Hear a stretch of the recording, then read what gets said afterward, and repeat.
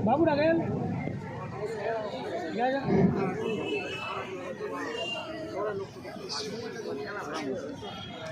मुअज़्ज़ज़ सामीन किराम, ख़वातीन मिल्लत इस्लामिया, अज़ीज़ बच्चों,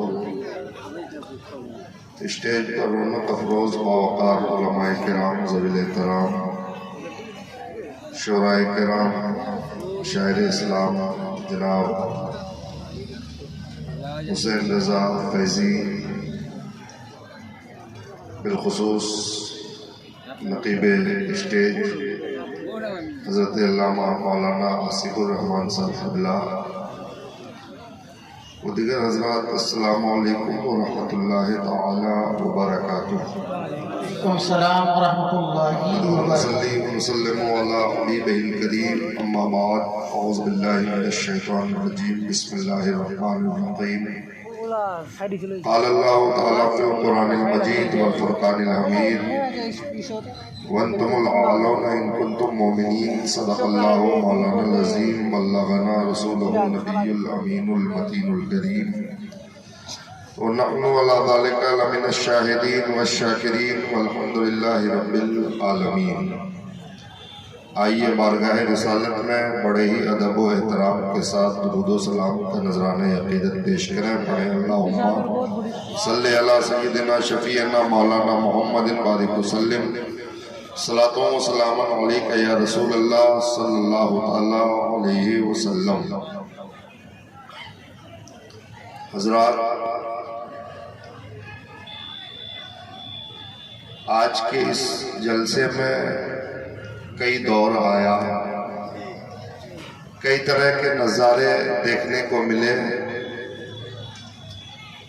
डॉक्टर इकबाल ने कहा था कि मिट जाएगा गुनाहों का तस्वुर ही जहां से इकबाल, मिट जाएगा गुनाहों का तस्वुर ही जहां से इकबाल, अगर ये यकीन हो जाए कि खुदा हमें देख रहा है, अगर ये यकीन हो जाए कि खुदा हमें देख रहा है और दिल पाक ना हो तो पाक होता नहीं इंसान, दिल पाक ना हो तो पाक होता नहीं इंसान, वरना इब्लीस को भी आते थे वजू के फराइज बहुत, इब्लीस भी वजू का तरीका जानता था, हमसे बेहतर जानता था, फरिश्तों का उस्ताद था। तो सिर्फ चेहरा धो लेने से, हाथ पैर धो लेने से, बदन में पानी डाल लेने से इंसान पाक नहीं हो जाता। डॉक्टर इकबाल कहते हैं कि दिल पाक ना हो तो पाक होता नहीं इंसान, वरना इब्लीस को भी आते थे वजू के फराइज बहुत। और दिल में खुदा का होना लाजिम है इकबाल, दिल में खुदा का होना लाजिम है इकबाल, सजदों में पड़े रहने से जन्नत नहीं मिलती, सजदों में पड़े रहने से जन्नत नहीं मिलती। हजरात, बहुत अफसोस का मकाम है, बहुत ही हैरत का मकाम है। मैंने देखा, काफी देर से बैठा हूँ, मैं कुछ और मिजाज बनाकर आया था, बल्कि अल्लाह का फजल है कि कभी ये सोच कर नहीं आता हूँ स्टेज पर कि क्या बोलना है, जो बोलना है बैठने के बाद मिजाज बनता है और अल्लाह के फजल और आपकी दुआ से वो तकरीर हो जाया करती है। हजरत मोहतरम, लेकिन यहाँ आपके हालात को देखकर ये मिजाज बना, ये मिजाज में ये बात आई कि झगड़ा हुआ, कुछ भी हुआ, यहाँ से लोग ऐसा उठकर भागने लगे। लोग तो दूर की बात है, मर्द तो दूर की बात है, हमारी कौम की औरतें और माँ बहनें भी उठकर जाने लगी। ऐसा लगता था कि अभी 2 मिनट में जाकर झगड़ा खत्म कर देगी। हजरात मोहतरम, और बड़े अफसोस की बात है, एक आदमी अगर लड़ के मर जाता है तो मरने दो उसे, आप बज़्म नबी में बैठे हो, उस पर शैतान गालिब है, उस पर शैतान हावी हो गया है, اور آپ اس شیطانی کھیل میں جا کر شریک ہو رہے ہیں۔ حدیث پاک سنیے، جلسوں کو خراب کرنے کا مطلب یہ ہے کہ بزم نبی کو خراب کرنا ہے۔ جلسوں کو نقصان پہنچانے کا مطلب یہ نہیں کہ صرف کمیٹی والے کا نقصان ہو جائے گا۔ اللہ کی قسم، ان جلسوں میں حدیث کے مطابق اللہ کے فرشتے حاضر ہوتے ہیں، اللہ کے وہ مقدس نوری جماعت والے فرشتوں کی حاضری ہوتی ہے۔ اگر آپ یہ سوچتے ہو کہ ہم یہاں سے چلے جاتے ہیں، ہم یہاں بھگدڑ مچا دیتے ہیں، ہم کھیل تماشا کرتے ہیں، تو یہ مت سمجھیے گا کہ آپ کے نامہ اعمال میں فرشتوں نے کچھ نہیں لکھا ہوگا۔ یقیناً آپ جو عمل کرو گے، فرشتے ان اعمال کو آپ کے نامہ اعمال میں لکھیں گے۔ حضرات محترم، اس لیے میں آپ سے کہنا چاہتا ہوں کہ جلسوں میں آؤ تو صرف جلسوں کا ہو کر رہو، جلسوں میں آؤ تو بزم نبی میں آؤ تو نبی کی بات کی طرف دھیان دو، مصطفیٰ جان رحمت کی طرف دھیان ہونا چاہیے، شریعت کی طرف دھیان ہونا چاہیے۔ آپ کا خطیب، آپ کا قائد، آپ کا نقیب، آپ کا شاعر آپ کو دین کی باتیں سنا رہا ہے۔ جہاں دو آدمی لڑتے ہیں وہاں شیطان کی وجہ سے لڑائی ہوتی ہے۔ کتنے افسوس کی بات ہے، یہاں نبی کی باتیں کہی جا رہی ہے، قرآن سنایا جا رہا ہے، مصطفیٰ کی نعتیں سنائی جا رہی ہے۔ آپ کا خطیب، آپ کا مقرر، آپ کا نقیب، آپ کا شاعر مدینے والے کی بات کہہ رہا ہے، آپ مدینے والے کی بات چھوڑ کر شیطان کی مجلس کی طرف بھاگتے نظر آ رہے ہیں، اور کہتے ہو کہ ہریانہ میں مسجد توڑ دی گئی، کہتے ہو کہ گروگرام میں ابھی جمعہ کے دن کھلے میں نماز پڑھنے نہیں دیا گیا، کہتے ہو کہ اشفاق کو کیوں مار دیا گیا۔ حضرات محترم، ایک طرف تو تم یہ آہو فغا اور چیخ چلا رہے ہو کہ مسلمان مارا جا رہا ہے، مسلمان کاٹا جا رہا ہے۔ 450 سال پرانی مسجد مدھیہ پردیش کی شیر شاہ سوری کے زمانے کی بنی ہوئی، ابھی ان بھگواداریوں نے اسے گرا دیا، ڈھا دیا۔ آپ یہ مت سمجھیے گا کہ وہ تعصب کا بلڈوزر مدھیہ پردیش سے بنگال نہیں آ سکتا ہے، یقیناً آئے گا۔ اگر ہمارے اعمال ایسے رہے کہ نبی کی مجلس چھوڑ کر شیطان کی مجلس کی طرف بھاگو گے تو اس بلڈوزر کو کالی گنج تک آنے سے دنیا کی کوئی طاقت روک نہیں سکتی۔ اس لیے تماشا مت بناؤ بزم نبی کا۔ میں ڈر کر بات کرنے والا خطیب نہیں ہوں، اور اس بات کی بھی پرواہ نہیں کرتا کہ کمیٹی والے ناراض ہو جائیں گے تو دوبارہ بلائیں گے نہیں۔ میرے رزق کا مالک میرا خدا ہے، کالی گنج والے نہیں۔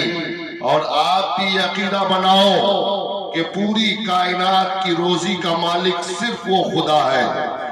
جب تک خدا نہ چاہے ایک دانہ بھی کوئی کسی کی روزی میں بڑھا نہیں سکتا، اور اللہ نہ چاہے تو کوئی کسی کی روزی سے ایک دانہ گھٹا نہیں سکتا ہے۔ اس لیے اے میری قوم کے لوگوں، ایسا تماشا بنا کے رکھتے ہو، دو آدمی لڑ رہا ہے، پوری قوم اٹھ کر چلی گئی۔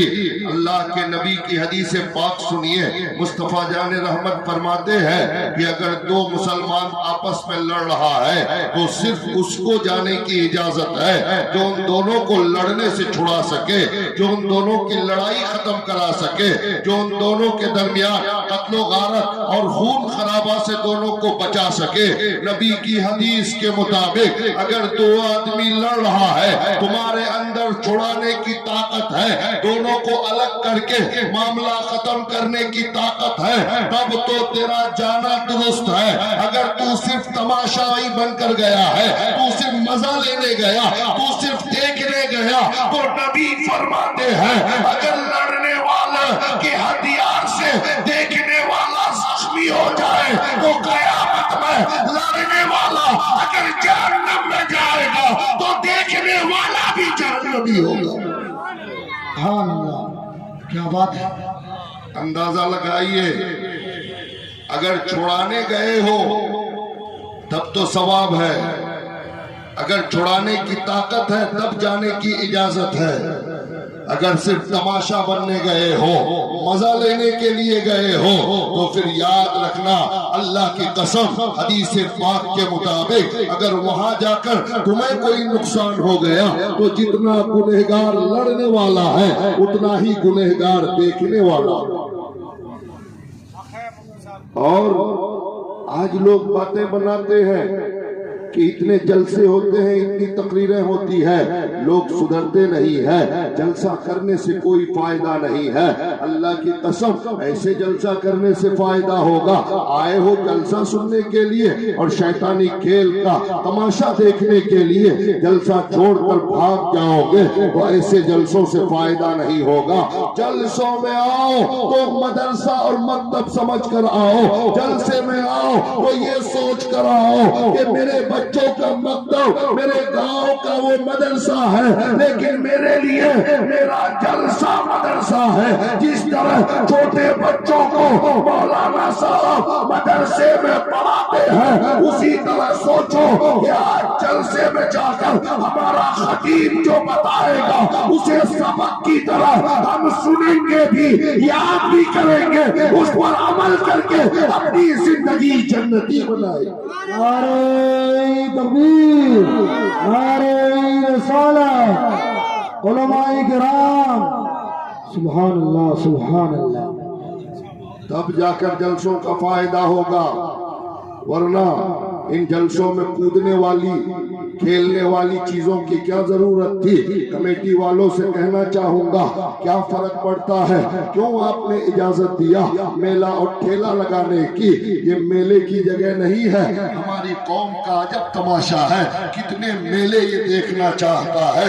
حضرات محترم، یقیناً ابھی رمضان کا مہینہ گزرا، آج پہلا شوال کی آج پہلی بلکہ اب سے مغرب بعد سے دوسری تاریخ شروع ہو گئی۔ حضرات محترم، ایک مہینہ روزہ رکھ کر ہم نے عید کی نماز پڑھی، اللہ اکبر، ایسا لگ رہا تھا میں ابھی اسلام پور سے جب یہاں کے لیے چلا تو اسلام پور سے رام گنج تک جو میجک چلتی ہے، گاڑیاں چلتی ہے، اس پر میں بیٹھا، پچھلے سیٹ پہ جگہ تھی، میرے علاوہ اور 3 سیٹیں خالی تھی۔ کچھ دور آ کر وہاں پر گاڑی رکی، اس میں 3 لڑکیاں اور ایک نوجوان اس میں سوار ہوئے، چاروں مسلمان، ایک نوجوان لڑکا، 3 لڑکیاں ہیں۔ اللہ اکبر، میرے دوستوں اور بزرگوں، اللہ کی قسم میں نے دیکھا، میں ٹوپی کرتا پاجامہ اور داڑھی اور ٹوپی کے ساتھ میں اس سیٹ پہ بیٹھا ہوں، لیکن میری قوم کا نوجوان، میری قوم کی بیٹیاں، میری قوم کی بچیوں کو اتنی غیرت نہیں کہ میری جماعت کا، میری قوم کا، میرے نبی کا ایک وارث اس سیٹ پہ بیٹھا ہے، ایک عالم دین بیٹھا ہوا ہے۔ اللہ کی قسم میری قوم کی بچیوں کی بے غیرتی کا یہ عالم کہ میرا خیال کیے بغیر انہیں جو کرنا تھا اس نے وہ ساری بدتمیزیاں اپنے اندر کرتی ہوئی رام گنج تک پہنچ رہی ہے۔ میں نے دل ہی دل میں سوچا، اے پروردگار، جب تک تیرے نبی کی امت کے گنہگاروں کے حال ایسے رہیں گے، تیری رحمت اس قوم پر نازل نہیں ہوگی بلکہ تیرا عذاب ہی نازل ہوگا۔ حرکتیں ایسی بری اور دعائیں مانگتا ہے پروردگار رحمت کے فرشتے بھیج دے۔ حضرات محترم، کسی نے کہا تھا کہ اور ابو جہل جیسے لوگوں کو دیتا ہے اور چاہتا ہے بادشاہ عمر جیسا آدمی ہو۔ حضرات محترم، اگر ابو جہل جیسے لوگوں کو اقتدار دو گے تو عمر جیسا بادشاہ نہیں ملے گا۔ اس لیے اگر آپ چاہتے ہیں کہ آپ کے اندر اخلاقی قوت پیدا ہو، آپ چاہتے ہیں کہ آپ کے اندر نبی کی سیرت پیدا ہو، تو اللہ کی قسم آپ اپنے گھر سے اس کی اصلاح شروع کیجئے۔ رمضان کا دن، اللہ اللہ، ابھی یہاں کا ماحول دیکھ کر مزاج منتشر ہو گیا، ذہن خلط ملط ہو گیا، ذہن میں کئی باتیں، کئی طرح کے کے عنوانات آ رہے ہیں جا رہے ہیں، کس ٹاپک پہ گفتگو کروں؟ اللہ کی قسم آج میرا پورا معاشرہ اس مردار جانور کی طرح ہو گیا ہے جو بالکل پھول گیا ہے، پھٹنے کے قریب ہے۔ وہ جانور جو 5-6 دن تک سڑک کے کنارے مرا ہوا جانور پڑا رہے، اندر سے پھول جاتا ہے، اسے صرف ٹچ کرنے کی ضرورت ہے، جہاں انگلی رکھو گے وہیں گل کر باہر نکل آئے گا۔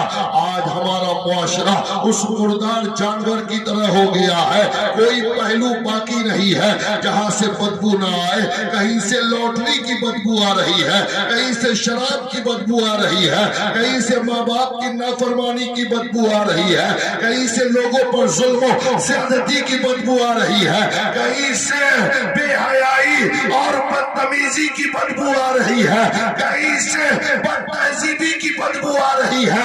پورا معاشرہ سر سے پیر تک مکمل گناہوں میں ڈوبا ہوا ہے۔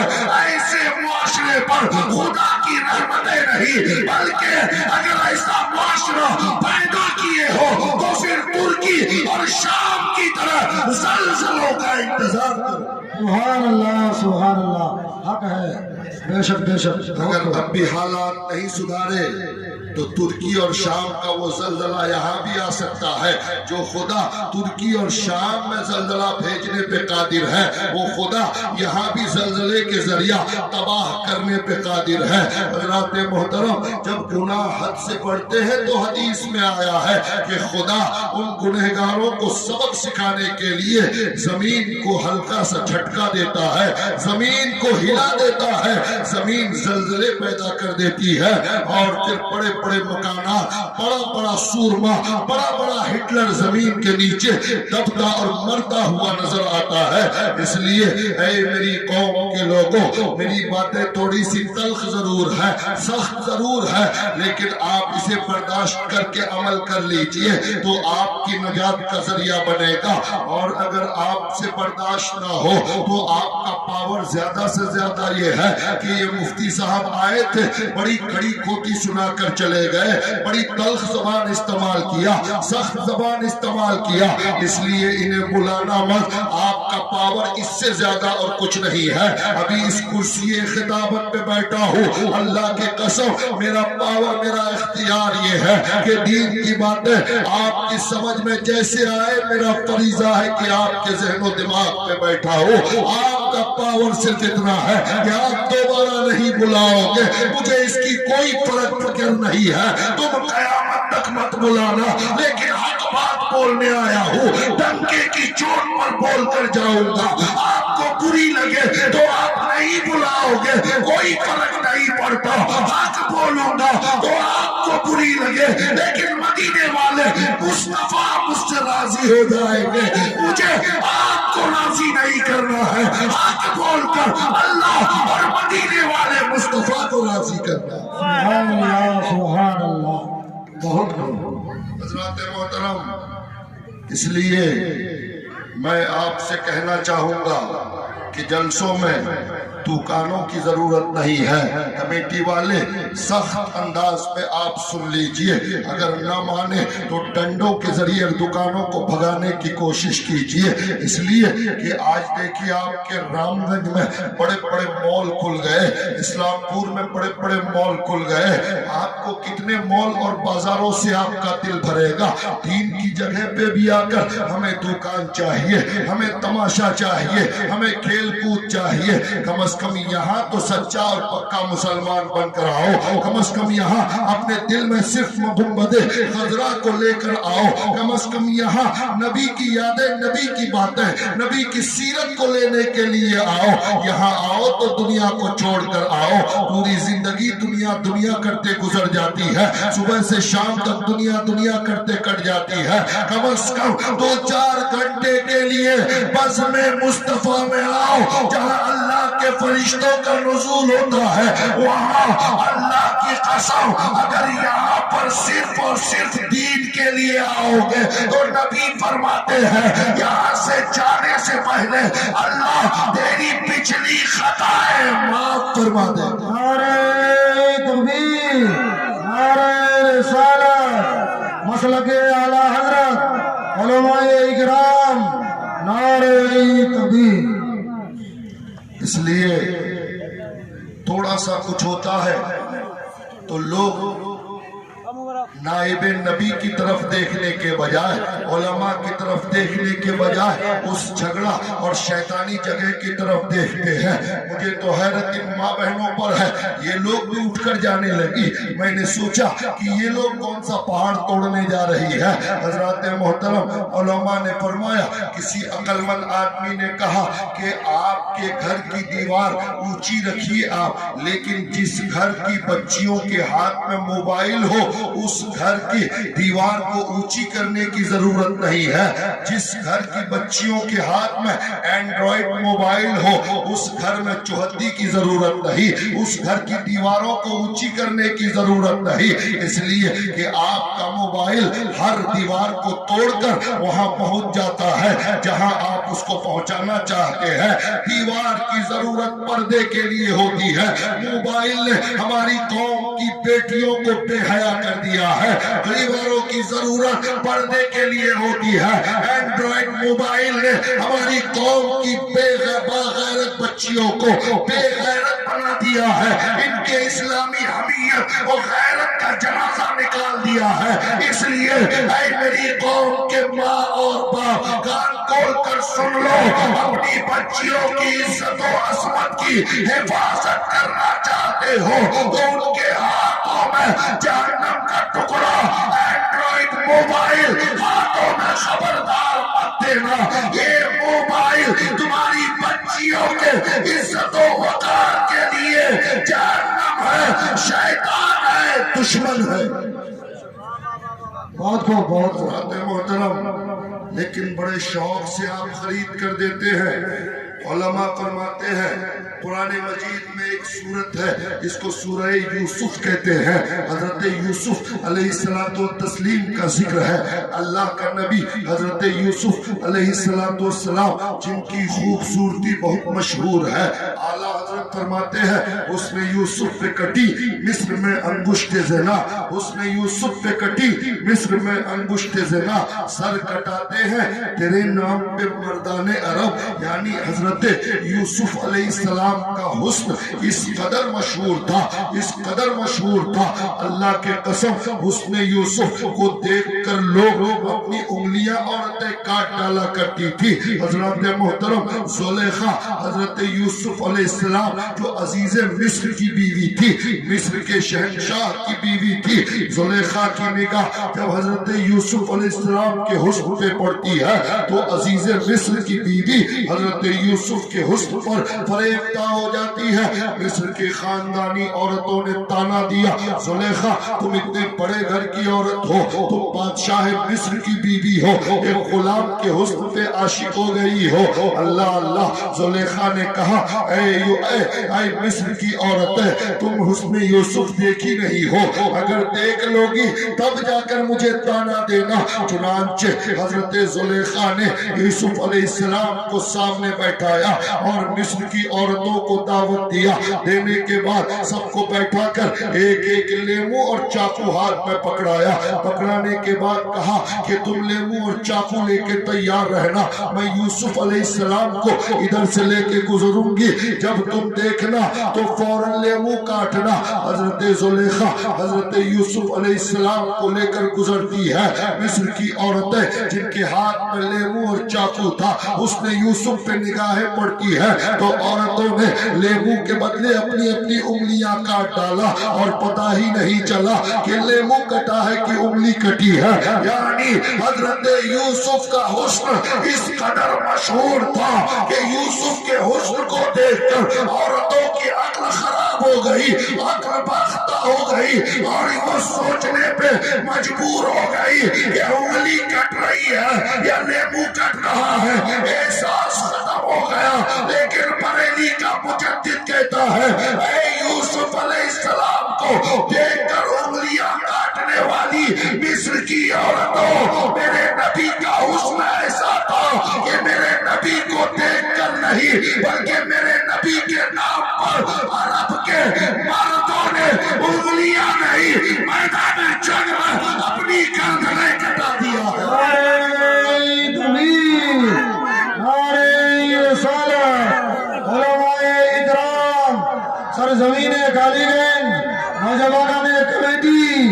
سبحان اللہ سبحان حضرات محترم، سورہ یوسف قرآن شریف میں جو حضرت زلیخا اور یوسف علیہ السلام کے داستان کا تذکرہ ہے کہ حضرت یوسف علیہ السلام پر حضرت زلیخا ان کے حسن پر فریفتہ ہوئی. اعلیٰ حضرت فاضل بریلوی فرماتے ہیں کہ نوجوان لڑکیوں کو سورہ یوسف کی تفسیر پڑھنے کے لیے منع کیا گیا ہے. اللہ اکبر. کیوں؟ اس لیے کہ سورہ یوسف میں عشق کی داستان ہے، عشق کا تذکرہ ہے، محبت کا تذکرہ ہے. بریلی کا امام کہتا ہے کہ حالانکہ قرآن ہے، قرآن پڑھنا منع نہیں. اعلیٰ حضرت فرماتے ہیں کہ قرآن کے سورہ یوسف کی تلاوت کرے، سورہ یوسف کا ترجمہ بھی پڑھے، لیکن تفسیر عورتوں کو نہ پڑھائی جائے. کہیں ایسا نہ ہو کہ سورہ یوسف کی تفسیر پڑھنے کے بعد عورتیں اور ماں بہنوں کے دل میں عشق کا پہلو غالب آئے.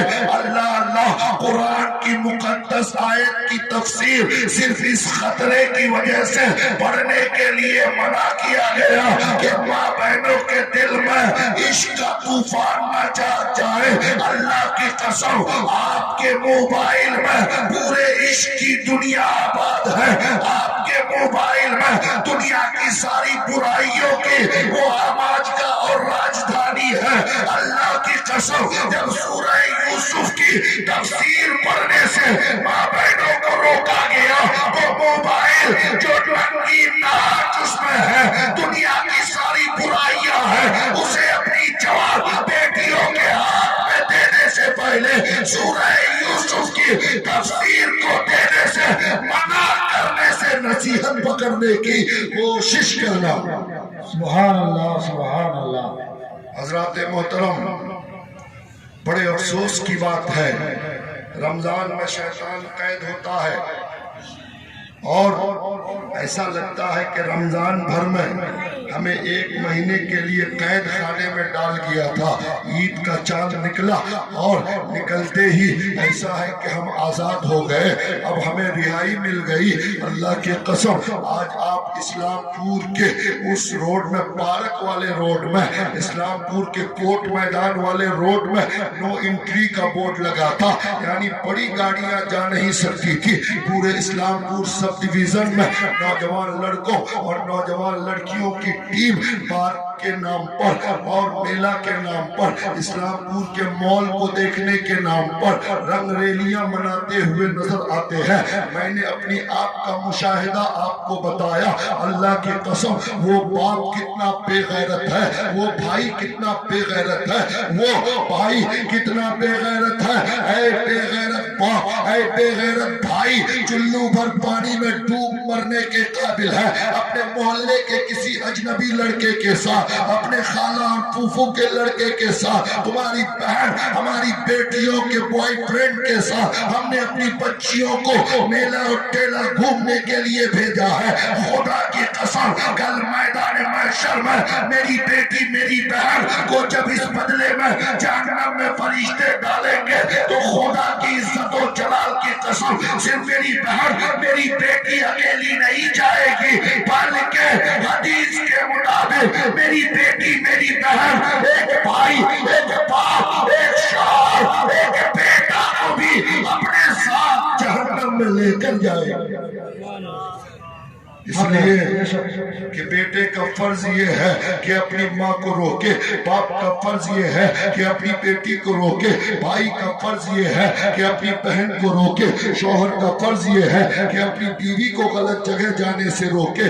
اس لیے اے میری قوم کے لوگوں، حدیث پاک میں آتا ہے، اللہ کے نبی ارشاد فرماتے ہیں کہ رمضان کے روزے رکھنے کے بعد اور عید کا دن یوم الجزا ہے، یعنی بدلے کا دن ہے. دن بھر آپ کے گھر میں کوئی کام کیا، شام کو اگر اس نے کام ٹھیک ٹھاک کیا تو آپ فوراً مزدوری لیتے ہو. اگر کام آپ کی سوچ سے اچھا کیا تو ساتھ میں 10-20 روپیہ خوشی میں چائے پان کے لیے زیادہ دے دیتا ہے آدمی. اللہ اللہ. عید کے دن جب فرشتے، جب عید کے دن جب نمازی آتے ہیں عیدگاہ کی طرف، اللہ فرماتا ہے فرشتوں، میرا بندہ 1 مہینے کے روزے رکھ کر آیا ہے، تراویح کی نماز پڑھ کے آیا ہے، قرآن قرآن کی تلاوت کر کے آیا ہے، صدقہ فطر ادا کر کے آیا ہے، اس نے اپنا کام کیا ہے، اس کا بدلہ کیا ہونا چاہیے؟ نعرہ تکبیر، نعرہ رسالت، علماء کرام، نعرہ تکبیر، نعرہ رسالت۔ یہ دیکھیے ہمارے بنگلہ بھاشی تقریر ہونے کے لیے مقرر ہمارے رونق اسٹیج بن چکے ہیں۔ جو لوگ ادھر ادھر کھڑے ہیں مہربانی کر کے چیئر میں آ کے بیٹھ جائیں۔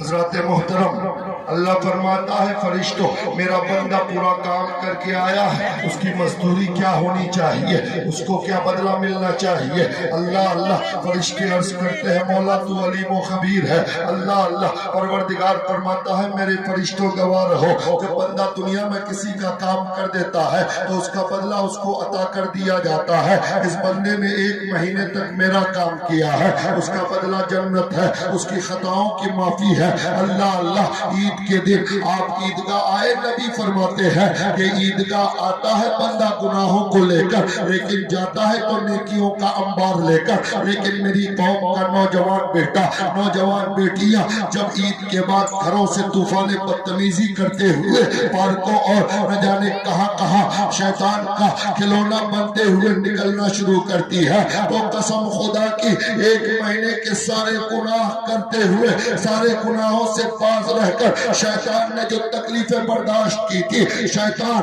آج اس 1 مہینے کا بدلہ 1 دن میں لیتا ہوا نظر آتا ہے۔ اس لیے میری قوم کی نوجوان بچیوں، نوجوان بیٹوں کان کھول کر سن لو، اللہ کی قسم شیطان کے ہاتھ کا کھلونا بننے کی ہونے کی کوشش مت کرو، شیطان کے دھوکے اور فریب میں مت آؤ۔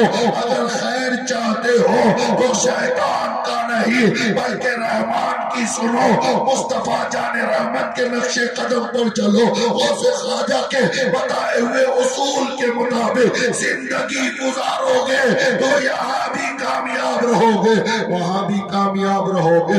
لیکن میرے دوستو آج تو لوگ سوچتے ہیں مولویوں کا کام بولنا ہے، بولنے دو، ہم جو سننا ہے ہم سن لیں گے، لیکن ہمیں وہی کرنا ہے جو ہمیں کرنا ہے۔ اللہ اکبر۔ آج میں آپ کو مشاہدے کی بات بتاتا ہوں، آپ کے یہاں عید کی نماز ہوئی ہوگی، میں یہاں تو نہیں تھا لیکن اکثر جگہ کا مشاہدہ بتاتا ہوں۔ میں نے جہاں عید کی نماز پڑھائی جوسیہ جامع مسجد میں جمعہ اور عیدین کا امام ہوں، وہاں کا خطیب ہوں، وہاں بھی یہ کہا گیا کہ آپ جو ہے آپ عید کی نماز کا طریقہ بتا دیجئے، نیت بتا دیجئے۔ اللہ اکبر۔ میرے دوستو ایک آدمی کو نماز پڑھتے ہوئے 10 20 سال، 25 30 سال ہو گئے، کوئی 30 سال سے عید کی نماز پڑھ رہا ہے، کوئی 25 سال سے پڑھ رہا ہے، کوئی 40 سال کی عمر ہو گئی عیدین کی نماز پڑھ رہا ہے۔ 40 سال میں عیدین کی نیت وہ سیکھ نہیں سکا، 40 سال تک عید کی نماز کا طریقہ اسے معلوم نہ ہو سکا۔ کتنے افسوس کی بات ہے، کتنے دقت کی بات ہے کہ 40-50 سال کی عمر ہو گئی، 30-32 سال کی عمر ہو گئی، ہر سال عید کا طریقہ بتائیے، عید کی نماز کی نیت بتائیے۔ اللہ اکبر۔ میری قوم کے لوگوں عیدگاہ میں جانے کے بعد عید کی نیت سیکھنے کی جگہ عیدگاہ کا منبر نہیں ہے، عید کے نماز کا طریقہ سیکھنے کی جگہ عیدگاہ کا خطیب اور منبر نہیں ہے، بلکہ اگر تم چاہتے ہو کہ تمہاری زندگی میں اسلامی انقلاب پیدا ہو، اگر تم چاہتے ہو کہ تمہاری زندگی میں سورت رسول، سیرت رسول داخل ہو، تو عید کے دن عید کی نماز کا طریقہ اور دعا اور نیت سیکھنے کے بجائے جو وقت ہوٹلوں میں بیٹھ کر دوسرے مسلمانوں کی چغلی میں گزارتے ہو، وہ وقت ہوٹلوں میں بیٹھنے کے بجائے اپنے محلے کے امام کی بارگاہ میں جا کر اگر روزانہ 10 منٹ بھی 2 باتیں سیکھو تو سال بھر میں بے شمار چیزوں کا عالم بنتے ہوئے نظر آؤ۔ بے شک بہت کو اس لیے ہوٹلوں میں بیٹھ کر چائے کی چسکیاں لے کر اپنے مسلمان بھائی کی غیبت کرنے کے بجائے وہ وقت کسی عالم کی بارگاہ میں گزارو، کسی نیک بندے کی بارگاہ میں گزارو تاکہ تمہیں شریعت کے مطابق جینے کا سلیقہ آ جائے۔ دیکھیے اتنی گفتگو کے بعد بھی لوگ ابھی ہمارے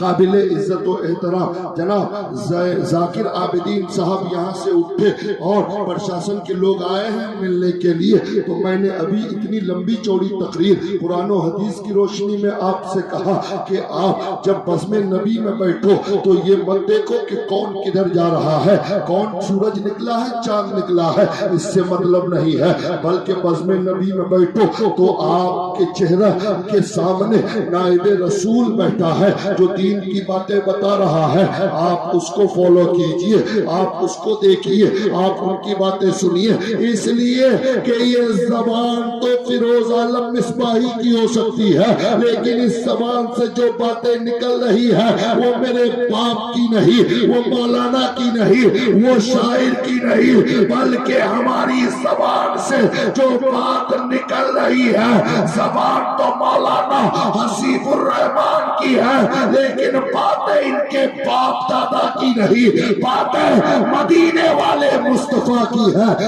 اس لیے آپ کے ذہن میں مدینے والا مصطفیٰ ہونا چاہیے، گنبد خضرا ہونا چاہیے۔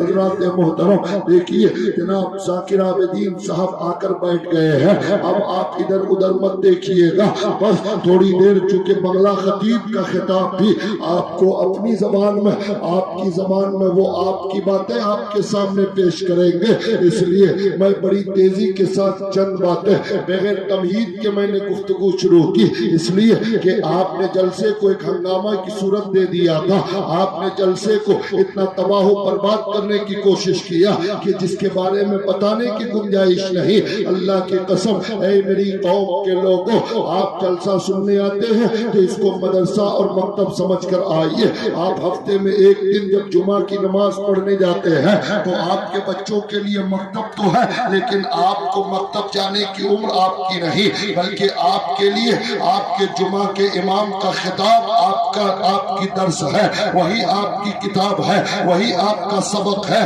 جلسے میں خطیب کا خطاب آپ کے لیے مدرسہ ہے، مکتب ہے، اس لیے کبھی جمعہ میں جاؤ تو خطیب کا خطاب وہاں پر مدرسے کی طرح سنو، سبق کی طرح سنو، جلسے میں بھی آؤ تو خطیب کا خطاب سبق کی طرح سنو۔ اللہ کی قسم میری قوم کے لوگوں، آج دیکھیے حالات بڑے نازک ہے، اس کے باوجود ابھی جلسے میں آئے اور لوگ اٹھ کر جیسے بھاگنے لگے۔ ایک چھوٹی سی مثال سنیے، آپ نے گولکنڈہ کا نام سنا ہوگا، ساؤتھ انڈیا میں ہے، اورنگزیب عالمگیر علیہ رحمت و رضوان جب گولکنڈہ کا قلعہ فتح کرنے کے لیے گئے، حضرات محترم گولکنڈہ کا قلعہ فتح کرنے کے لیے جب آپ تشریف لے گئے تو کافروں کی پوری فوج قلعے کے اندر بند ہو گئی، بند ہونے کے بعد اور چاروں طرف سے قلعے کی فصیل پہ تیر اور تلواریں لے کر کھڑی ہو گئی۔ اورنگزیب عالمگیر نے اپنی پوری ٹیم کو لے کر میدان میں حصار کے لیے یعنی قلعے کے حصار کے لیے سامنے کھڑے ہو گئے، دونوں طرف سے تیروں کا عدل بدل ہو رہا ہے، دونوں طرف سے تیر اور تلوار کے ذریعے سے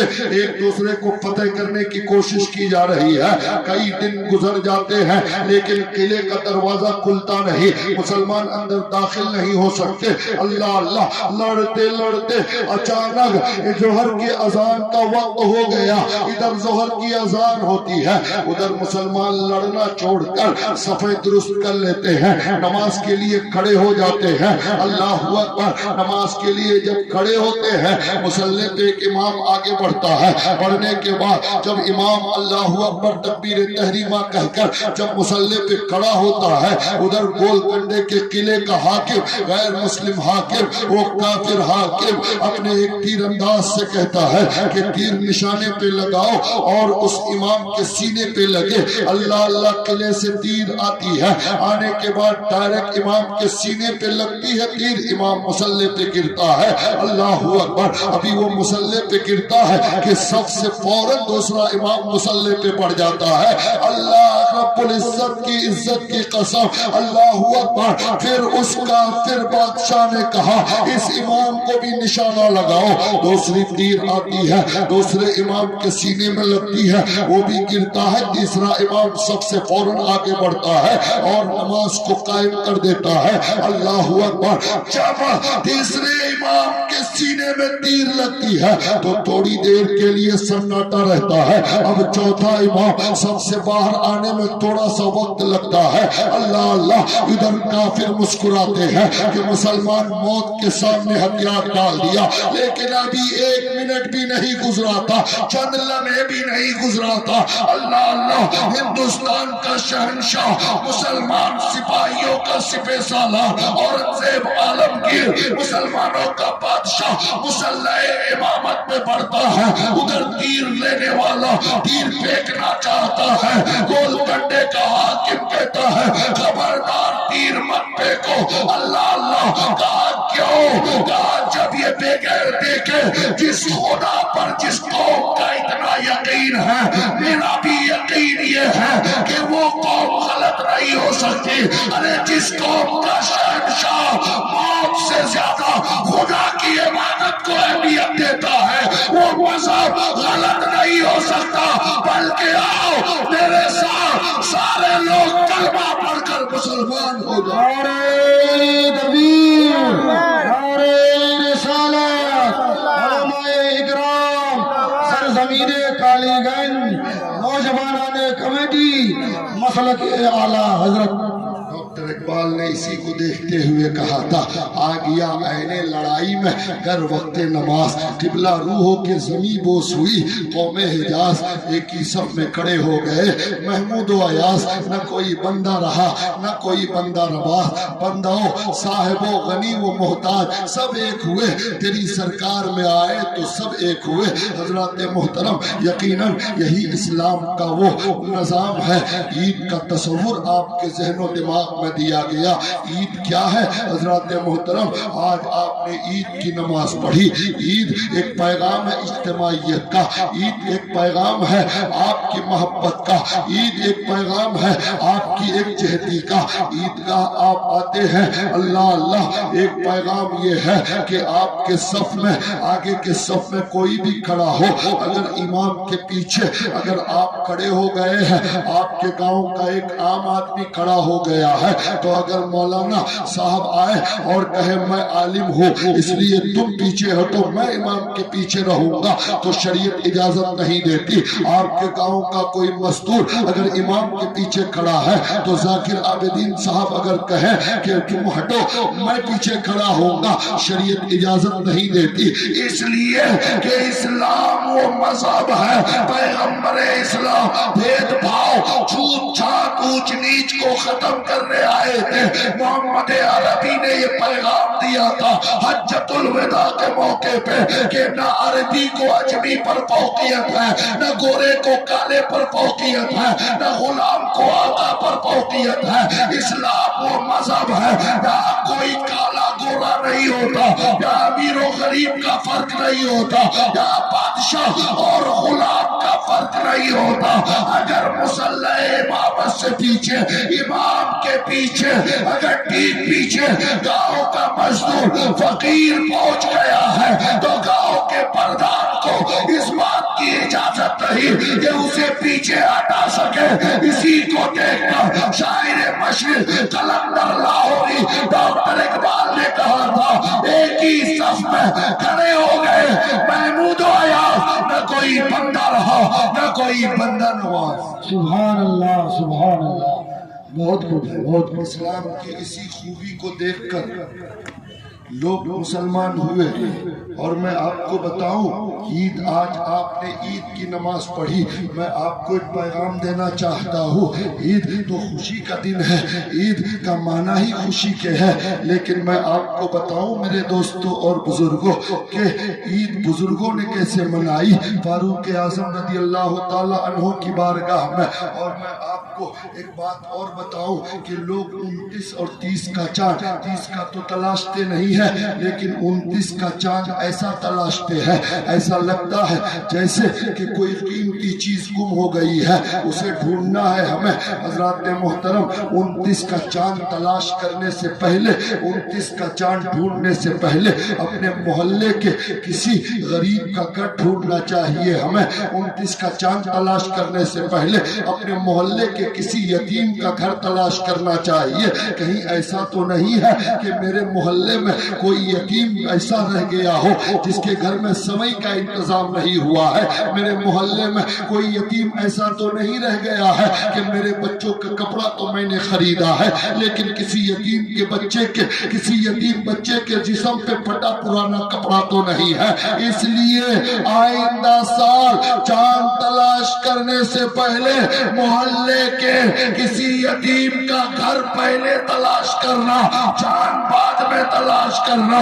اس لیے اگر تمہاری وجہ سے کسی یتیم کے چہرے پہ مسکراہٹ آ گئی تو نبی فرماتے ہیں کہ جب یتیم مسکراتا ہے تو خدا کا عرش اس مسکرانے کی وجہ پر جھوم اٹھتا ہے. سبحان اللہ سبحان اللہ. ایک صحابی نے نبی کی بارگاہ میں عرض کیا, یا رسول اللہ میرا دل سخت ہو گیا ہے, کوئی علاج بتائیے. کہا یتیم کے سر پہ ہاتھ رکھا کرو, دل نرم ہو جائے گا. نبی فرماتے ہیں اگر کوئی کسی یتیم کے سر پہ ہاتھ رکھتا ہے تو جتنے ہاتھ کے نیچے جتنے بال آتے ہیں ہر بال کے بدلے میں اس ہاتھ رکھنے والے کو نیکیاں ملتی ہے. اس لیے میری قوم کے لوگوں, عید صرف یہ نہیں کہ نئے کپڑے پہن کر آپ پہنچ گئے, عید صرف یہ نہیں کہ آپ کے گھر میں اچھا سا کھانا بن گیا. یقیناً کھانا اچھا بنانا ثواب کا کام ہے, سنت ہے.